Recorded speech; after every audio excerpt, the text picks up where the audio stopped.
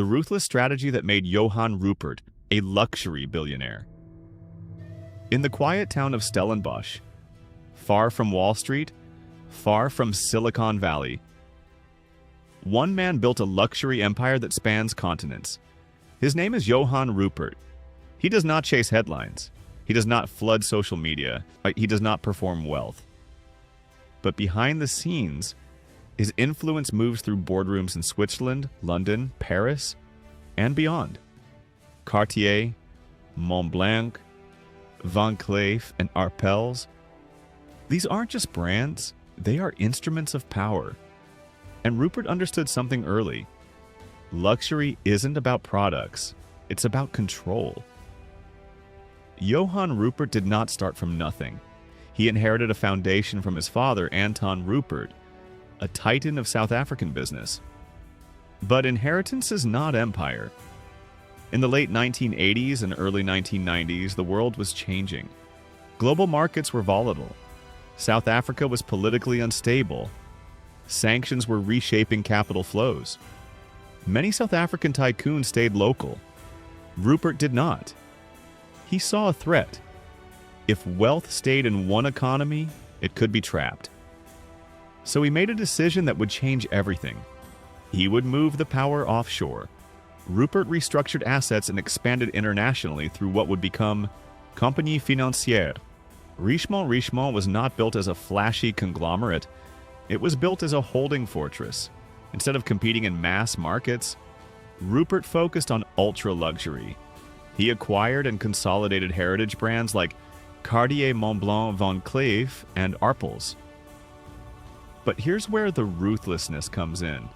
Most businesses chase volume. Rupert chased scarcity. He understood a brutal economic truth.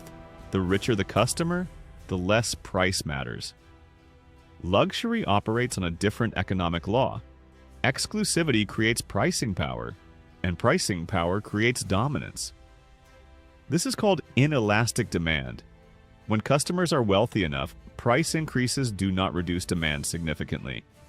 If Cartier raises prices, its core buyers don't disappear. In fact, higher prices often increase prestige. Rupert wasn't selling jewelry. He was selling status. And status has no ceiling.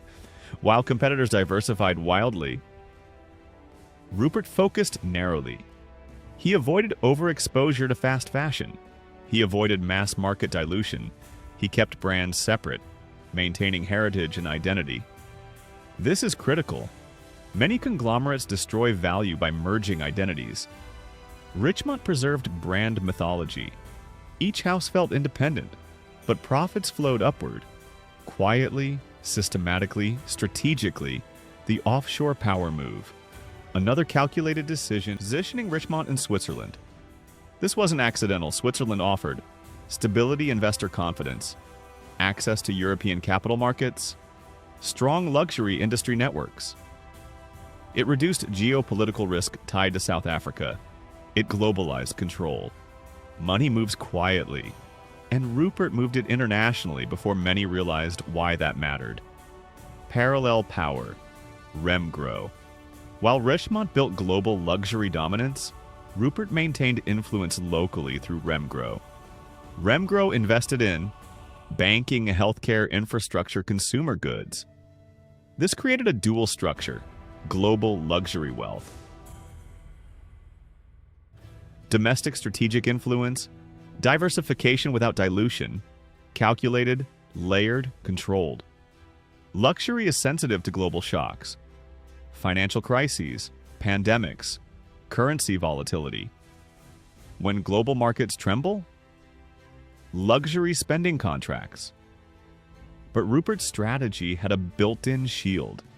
Ultra-high net worth clients recover faster than middle-class consumers. Luxury rebounds first.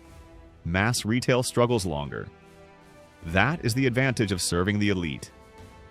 It's recession-resistant at the top. Johann Rupert became one of Africa's wealthiest individuals.